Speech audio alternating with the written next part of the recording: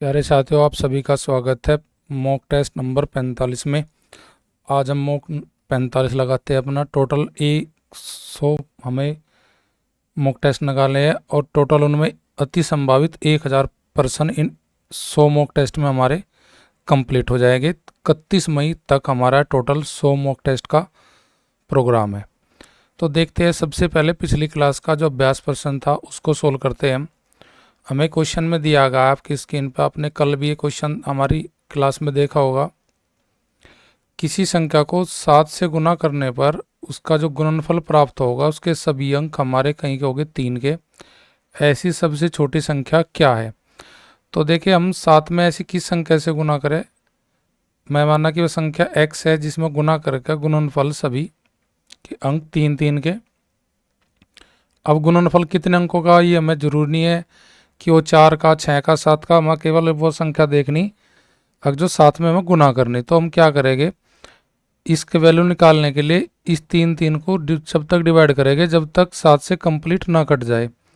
तो 7 से डिवाइड करेंगे तो 7 चौक 28, हमारे पास बच गए 5, हो गए 53, 7 सती 49 यानी कि 47, यानी कि 48 वाली ऑप्शन तो हमारी नहीं होगी। 7 सती 49 बच गए 4, हो गए 43, 7 छंग 42, यानी कि ये हमारी 719 भी नहीं होने की।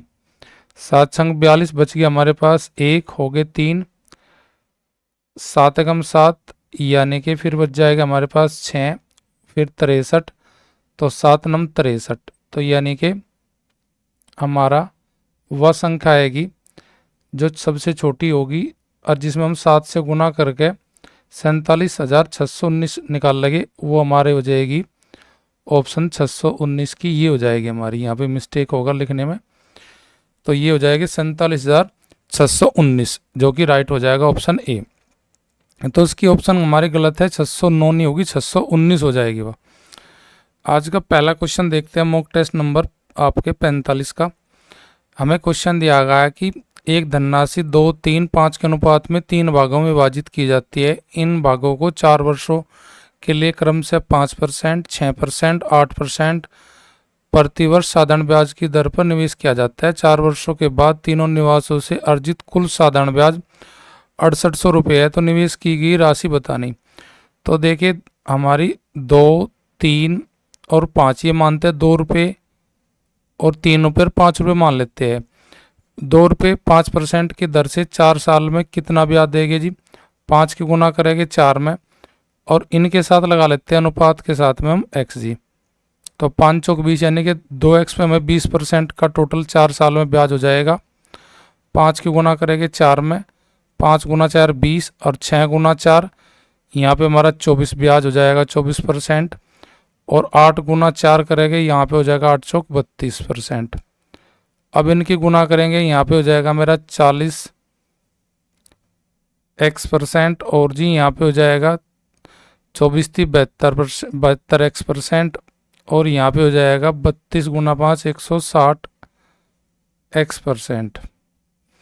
तो इन सब का जोड़ कर लेंगे, जोड़ हमारा जो आएगा वो हमारा आ जाएगा टोटल ब्याज का मान। तो 40 और 160 200, यानी कि 272x% बराबर हमारा ब्याज हो जाएगा। ये 272x% ब्याज टोटल परसेंट में, तो उसका वैल्यू है हमारा गया सवाल में टोटल ब्याज का 6800 रुपये। तो मुझे निकालने निवेश की गई कुल धनराशि।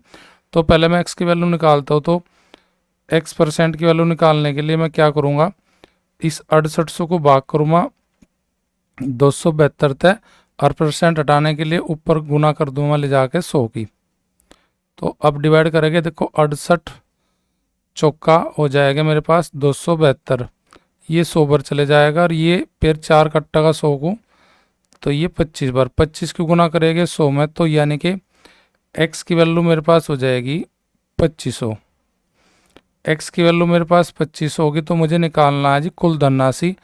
तो कुल धनराशि यानी कि ये अनुपात जो दिया है इसका अनुपात का योग कर लेंगे, 5 3 8 और 2 10x। कुल धनराशि जो मेरे पास है वह 10x है। x की वैल्यू 2500 है, तो यहाँ पे मेरे पास 10x का मान आ जाएगा 10 गुना 2500, अर्थात वह टोटल जो धनराशि है 2500 में 10 की गुना करेंगे तो हमारे पास आंसर आ जाएगा जी 25,000 रुपये। 25,000 रुपये मेरी ऑप्शन दी है बी में। तो आज का फर्स्ट क्वेश्चन हमारा कंप्लीट हुआ। नेक्स्ट क्वेश्चन हम देखते हैं। रोहन एक बैंड को उसकी लिस्ट प्राइस यानी कि मार्क प्राइस पर 65% डिस्काउंट देकर बेचता है। इसके बजाय उसने केवल 62% का डिस्काउंट दिया होता तो विक्रय मूल्य कितना अधिक होता जी हमारा? ये होता जी हमारे पास 6,000 अधिक। तो यानी कि जहाँ 65% डिस्काउंट दिया जा रहा है उसके स्थान में 62% देता है, यानी कि कितने परसेंट कम देता? 3% कम देता। तो उसे 3% कम देने के बाद तो वो कितना अधिक होता जी? आपका विक्रय मूल्य का मान 6,000। तो 3% बराबर 6 के, 1% बराबर किसके? 3 के। और टोटल निकालना हमें मार्क प्राइस बताना है, यानी कि 100% की वैल्यू। तो 100% पर हम निकाल लेंगे तो हमारा आंसर आ जाएगा, जब सोल्व करेंगे ये हमारा आ जाएगा 2,000। 2,000 में गुना करेंगे 100 की, तो ये मेरे पास हो जाएगा जी 2,000 में गुना करेंगे 100 की, हो जाएगा 2 लाख। और 2 लाख के लिए मेरे लिए ऑप्शन दी गई है ऑप्शन ए। नेक्स्ट क्वेश्चन, किसी वस्तु के अंकित मूल्य विक्रय मूल्य और क्रय मूल्य का अनुपात 9:7:5 के अनुपात में, तो बताइए इस वस्तु को बेचने पर कितने % का लाभ होगा? यानी कि वो 9 का उसका अंकित मूल्य है, 7 रुपये में बेचा जाता है, 5 रुपये में खरीदा जाता है। तो 5 की वस्तु 7 में बेचते हैं, 5 की वस्तु, तो हमें क्या रुपये का लाभ होगा जी? 2 रुपये का। लाभ बटे क्रय मूल्य, क्रय का अनुपात है 5, यानी कि 5 रुपये की वस्तु 7 में बिकी तो 2 का लाभ हुआ। और 2/5 और परसेंटेज निकालने के लिए गुना करेंगे 100 की। 5 दूनी 10, यानी कि मेरे पास टोटल इस प्रकार लाभ हो जाएगा 40%। तो 40% के लिए मेरी ऑप्शन हो जाएगी ऑप्शन सी। अगर यहाँ बट्टा पूछता कितना % बट्टा दिया गया, यानी कि 9 रुपये का लिस्ट प्राइस है, मार्क प्राइस है, 7 में बेचते हैं। अगर यहाँ बट्टे की दर पूछता, अगर ऐसा सवाल भी आ जाता, अगर बट्टे की दर पूछता तो 9 रुपये का उसका अंकित मूल्य है, 7 में उसे बेचा, तो क्या रुपये घटाए? 2 रुपये। कहाँ से घटाए 2 रुपये? 9 से। तो 2/9 और परसेंटेज निकालने के लिए गुना 100। तो अगर बट्टे की दर पूछता है सवाल में तो फिर मेरा आंसर हो जाता कितना जी? 9 दूनी 18, 9 दूनी 18, 22 सही 2/9%। अगर बट्टे की दर पूछता अगर बट्टा कितना % है तो उसके लिए आंसर होता मेरा 22 सही 2/9। क्वेश्चन नंबर 4, एक दुकानदार अपनी सभी वस्तु पर 10% की छूट देकर भी 10% का लाभ कमाता है। यदि वह छूट न देता तो वह अंकित मूल्य बेचता, तो उसका लाभ का % ज्ञात कीजिए। देखिए, अंकित मूल्य का मतलब मार्क प्राइस यानी कि MP, जिस पे हम बेचते हैं वो होता है हमारा सेलिंग प्राइस, और जिस पर खरीदते हैं वो होता है हमारा कॉस्ट प्राइस। मैं माना वस्तु 100 रुपये की खरीदता हूँ, अगर मुझे 10 का लाभ चाहिए 100 रुपये की वस्तु पर, तो उसे बेचना पड़ेगा 100 से 10 रुपये अधिक, अर्थात 110 पर। मुझे 10% की छूट अंकित पर दी है। अगर मैं अंकित x मान लेता हूँ और उस पर 10% की छूट करता हूँ, तो यानी कि x का 90% बराबर विक्रय मूल्य यानी कि 110। तो x की वैल्यू निकालने के लिए मैं 110 को भाग करूँगा 90 से और गुना करूँगा बटे 100 करूँगा % हटाने के लिए, तो यहाँ पे गुना चले जाएगा ऊपर 100। तो जब मैं सोल्व करूँगा तो x की वैल्यू मेरे पास आ जाएगी 11 गुना 100, यानी कि 1100/9। इसका 9 हटाने के लिए क्या करूँगा? इधर भी 9 की गुना करूँगा और क्रय मूल्य में भी 9 की गुना करूँगा। तो यानी कि मैं कहूँगा कि भाई अगर वस्तु वह 1100 रुपये का अंकित मूल्य है तो वह खरीदी गई हो क्या में जी? 900 रुपये में। अब सवाल में मुझे कहा कि अगर बट्टा न छूट न दी जाते तो यानी कि 1100 रुपये बेचते क्या रुपये की वस्तु को जी? 900 रुपये की। तो 11 और 900 का अंतर देखोगे तो यानी कि 200 रुपये का लाभ होता, और लाभ बटे क्रय मूल्य, क्रय मेरा कितना है जी? 900। % निकालने के लाभ का गुना करते हैं 100। 2 जीरो से 2 जीरो कट गई, 200/9 को जब मैं सोल्व करूँगा तो मेरा लाभ का % आ जाएगा 9 दूनी 18, 9 दूनी 18, बच गए 2, यानी कि 22 सही 2/9, यानी कि 22 पॉइंट समथिंग मेरा आंसर आ जाएगा। जो 22 पॉइंट समथिंग की ऑप्शन दी है वो मेरी ऑप्शन ए में दी है। क्वेश्चन नंबर 5, 3 आदमी ABC है, 12, 15, 20 के दिनों में कार्य समाप्त करते हैं अलग अलग। तीनों मिलकर 4 दिन कार्य करते हैं, फिर A चला जाता है। BC कार्य जारी रखते हैं, लेकिन सामान्य दैनिक घंटों का सिर्फ 3/4 समय ही कार्य करते हैं। कार्य खत्म करने में कितने दिन लगेंगे। तो देखिए सबसे पहले हम 15 और 20 का एलसीएम लेंगे। इनका एलसीएम यानी कि टोटल वर्क हो जाएगा 15 20, इनका एलसीएम हो जाएगा मेरे पास 60। तो ये टोटल काम अगर 60 है, जो 12 दिन में ख़त्म करेगा पर डे काम करेगा जी 5, जो 15 में ख़त्म कर रहा वो पर डे काम करेगा 4, जो 20 में कराया प्रतिदिन करेगा काम कितना जी 3। तो ये ए का कार्य होगा पर डे का, यू बी का और यू सी का। तीनों ने कैंक दिन काम किया जिस पे तीनों ने मिलकर करा 4 दिन। तो तीनों का एक दिन का काम मेरा कितना है जी 5 4 9 9 3 12, 12 गुना 4 यानी कि 4 दिन में वो कार्य खत्म हो जाएगा जी 48। 48 कार्य खत्म होगा 60 में से। तो अब कार्य कितना बचा शेष हमारे पास 12। अब यहाँ पे ए बंद हो जाता है, बी और सी कार्य जारी रखते हैं। जो एक दिन में कार्य करते हैं बी और सी वो करते हैं जी 4। 12 को 4 से भाग करेंगे तो ये 12 से 4 भाग करेंगे, पर लेकिन वे अपने पूरे दिन का समय न लगा कर दैनिक जो डेली का काम करते थे, डेली घंटे जितना भी समय काम करते थे उसका 3/4 काम करते हैं। तो यानी कहना मतलब यहाँ पे अगर मैं 4 में गुना करूँगा, ये पूरे दिन का काम है ए बी और सी का, पूरे दिन का कार्य 4 है। तो अगर 3/4 कार्य ही करेंगे, समय टोटल कार्य है पूरा दिन ना करेगा, 3/4 कार्य 3/4 समय तक कार्य करेंगे तो वे कितना कार्य करेंगे 4 तिया 12, 4 ऊपर चले जाएगा घूम का मेरा। तो मैं कह सकता हूँ टोटल इस कार्य को कितने दिन में समाप्त कर सकते हैं। तो देखें यहाँ पे 4 गुना 3 और 4 3 और 4 7 दोनों काम करेंगे जी वे 7 7 कार्य करेंगे। बी और सी का टोटल काम 4 और 3 7, एक दिन का 7 है तो पूरा कार्य नहीं करते, दैनिक घंटे जितने होते हैं सामान्य उनसे कार्य नहीं कर रहे, उनके 3/4 कार्य से कर रहे तो वो एक कार्य करेंगे पर डे। फिर कितना 7 या 21 21 और ऊपर चले जाओ घूम कर 4, 3 से डिवाइड करेंगे 3 चौक 12 और जी 7 21, तो ये हो जाएगा 4 चौक 16, 16/7, 7 दूनी 14 बच गए 2, 2 से ही 2/7 दिन में शेष कार्य मेरा समाप्त हो जाएगा। 2 से ही 2/7 के लिए मेरी ऑप्शन हो जाएगी ऑप्शन है। देखिए यहाँ पे 3/4 के गुना जो पूरा अगर सामान्य घंटों से काम करते तो वो करते पूरा 7 एक दिन में, पर वे सामान्य का 3/4 कार्य करते हैं घंटे, तो यानी कि 7 का 3/4 निकाल लेंगे तो ये हो जाएगा 21/4। 21/4 को लेकर भाग करेंगे जो शेष कार्य बचा है 12, तो 12/21 ऊपर घूम कर चले जाएगा 4। जब सोल्व करेंगे तो हमारा आंसर आ जाएगा शेष कार्य के लिए 2 सही 2/7। अगला क्वेश्चन मेरे पास है, एक व्यक्ति 10% वार्षिक साधारण ब्याज पर 18,000 रुपये उधार लेता है। 3 वर्षों के बाद 12,000 रुपये की मोटरसाइकिल और शेष नकदी उधार देकर ली गई रकम ब्याज सहित चुका देता है, यानी कि ब्याज सहित मूलधन प्लस ब्याज यानी कि मिश्रधन उसने दे दिया। उसके द्वारा भुगतान की गई नकद राशि का मान। देखिए 10% की दर है, 3 साल बाद पकड़ा उसने, अर्थात 1800 रुपये पे 3 साल में 10 की दर से कितना ब्याज होगा जी मेरा टोटल 3 गुना 10 अर्थात 30% का ब्याज मेरा होगा।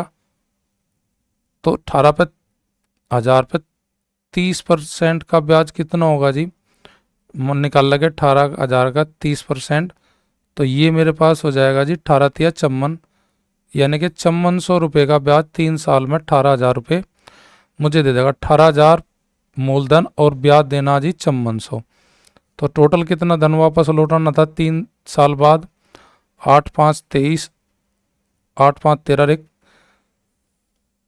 2 3, यानी कि 23,400 रुपये मुझे लौटाना है। 23,400 में मैंने मोटरसाइकिल दे रखी 12,000 की, तो बाकी 12,000 से लग जो है वो धन मेरा है नकदी का। तो नकदी का मान निकालने के लिए मैं क्या करूँगा, यहाँ पे 0 यहाँ पे 0 यहाँ पे 4 यहाँ पे 3 में 2 हो जाएगा 1 और 1, यानी 11,400 रुपये की मेरी नकदी उसे और देनी पड़ेगी। मोटरसाइकिल जो 12,000 की उससे अलग जो नगद दिया है उसने नगद धन दिया है जी कितना 11,400 रुपये। और ये मुझे पूछा था कि नगद की राशि कितनी उसने दी है, नगद की राशि उसे टोटल धन लौटाना था 23,400, 12,000 की मोटरसाइकिल और बाकी से जो है हमारा 11,400 ये नकदी है।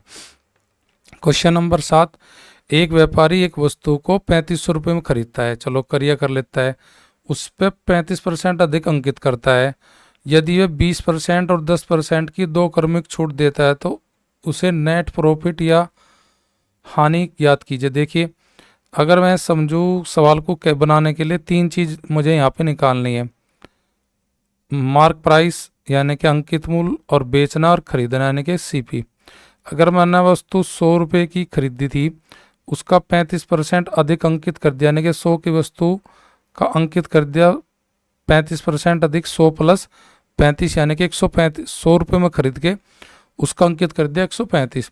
अब दो क्रमिक छूट देता है 20% और 10% की। तो देखिए 10 और 20% की छूट देता है, तो 20% का मतलब हो जाएगा जी मेरे पास 1/5, यानी कि 5 रुपये पे 1 रुपये छोड़ता हूँ तो 1 घटामा, तो ये हो जाएगा 4/5। और जी 10% का मीन्स होता है जी मेरा 1/10, यानी कि 10 रुपये पे 1 रुपये में कमी करूँगा तो हो जाएगा मेरा 9/10। अब मैं ऐसा सोल्व करूँगा जी। देखिए कैसे मेरा आंसर बनेगा। यहाँ पे 5 दूनी 10, 5 सते 35, ये कट गया 5 से।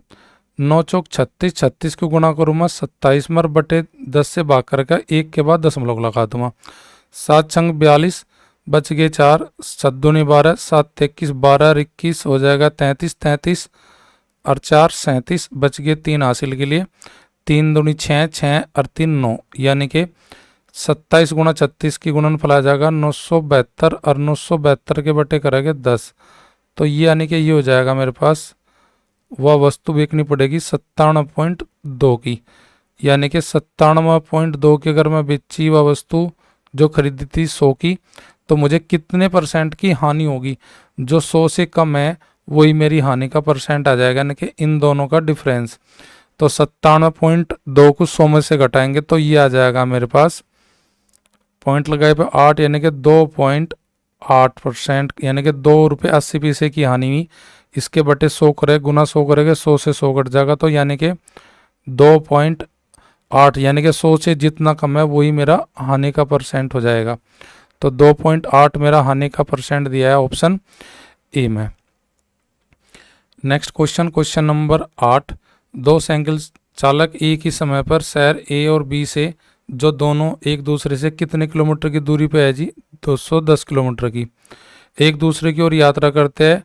ए से जो आदमी चलता है उसकी स्पीड है जी कितनी, उसकी स्पीड है 28 किलोमीटर प्रति घंटा। और जी जो बी से चलता है, बी की ओर से चलता है, उसकी स्पीड है जी 32 किलोमीटर प्रति घंटा। अब सवाल में मुझे पूछा है क्या मिलने के बाद शहर बी के साइकिल चालक द्वारा ए तक पहुंचने में कितना समय लिया जाएगा। तो सबसे पहले जो एक दूसरे को ओर जा रहे हैं तो उनकी चालों का जोड़ हो जाएगा 60 किलोमीटर प्रति घंटा, यानी कि दोनों मिलकर घंटे में निकाल लेंगे 60 किलोमीटर।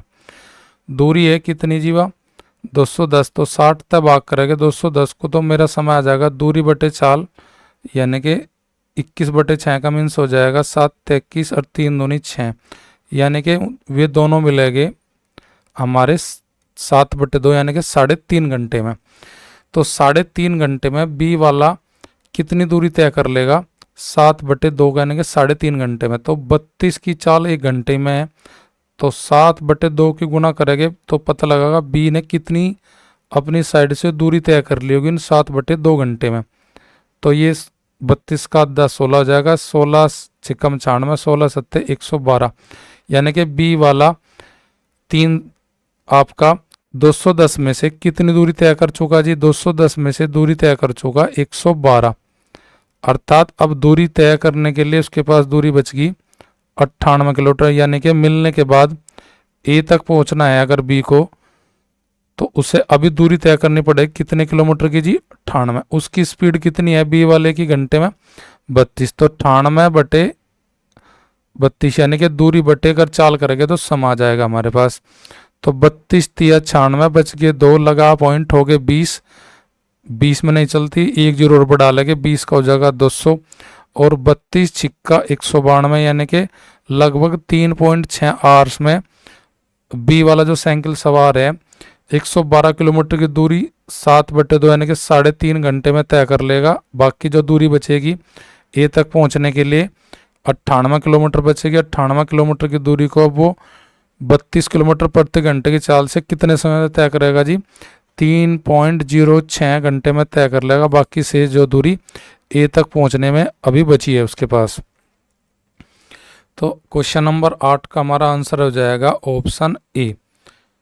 अगला क्वेश्चन हमारा, किसी भी त्रिभुज के तीनों बहिष्कोण यानी कि एक्सटीरियर एंगल का योग बताना। तो ये बेसिक सी बात है कि कोई भी त्रिभुज अगर हमारे पास है तो उसके तीनों कोणों का, अंतः कोणों का जो योग होता है वो हमारे पास होता है जी 180। अंतः कोणों का योग होता है 180। अगर बाह्य कोणों की बात करेगा तो इसका जस्ट डबल हो जाता है अंतः कोणों के योग का डबल, यानी कि हमारे उसके बहिष्कोणों का जोड़ हो जाएगा। त्रिभुज के तीनों बहिष्कोणों का जोड़ हो जाएगा 180 अंतः कोणों का योग, तो उसका डबल 360 डिग्री। तो बहिष्कोणों का योग हो जाएगा त्रिभुज के तीनों बहिष्कोणों का योग 360 डिग्री। तो ऑप्शन हो जाएगी क्वेश्चन 9 के लिए ऑप्शन ए। नेक्स्ट क्वेश्चन मेरा और लास्ट आज का, 3 साझेदार ABC व्यवसाय स्टार्ट करते हैं। ए 30,000 रुपये लगाता है, बी 20,000 रुपये लगाता है, सी 25,000 और 6 महीने बाद ए 5,000 रुपये निकाल लेता है, सी 7,000 रुपये और डाल देता है। वर्ष के अंत में फार्म को 24,000 की हानि होती है। तो साझेदार सी द्वारा वहन की गई हानि का हिस्सा बताना। हमारे पास 3 साझेदार है, ए बी और जी सी। ए ने लगाए 30,000 रुपये पर, लेकिन 6 महीने के लिए लगाए थे 30,000 रुपये। और जी बी ने लगाए पूरे आपके 20,000 और 20 के 20,000 पूरे 12 महीने तक इसके व्यापार में रहेंगे, ना घटेंगे ना बढ़ेंगे।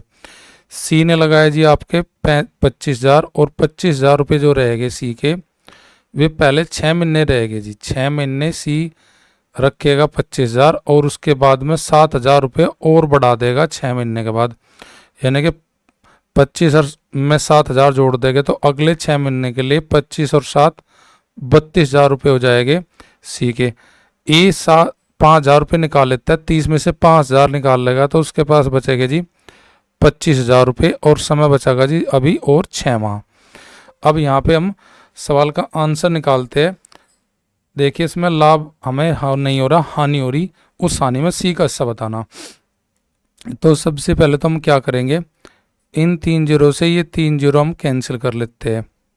तो यहाँ पे 30 का 6 गुना 180 और यहाँ पे 3 जीरो कैंसिल कर लेते हैं और ये 3 जीरो, 25 छिक्का 150, 180 और 150 जुड़ के हो जाएगा 330।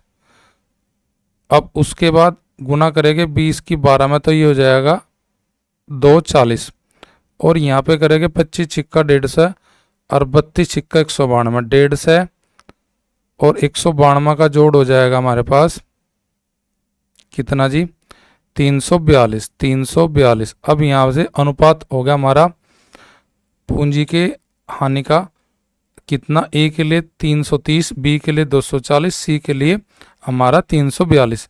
अब इसको 6 से काटो, 5 छंग 30 और 5 छंग 30, 6 चौक 24 और यहाँ पे हो जाएगा 5 छंग 30 बच के 4, 7 छंग 42, यानी कि हानि में ए का हिस्सा 55 है, बी का 40 है और सी का 57 है। तो तीनों का जोड़ करेंगे तो तीनों का जोड़ हमारा कितना आ जाएगा 55, 40 और 57।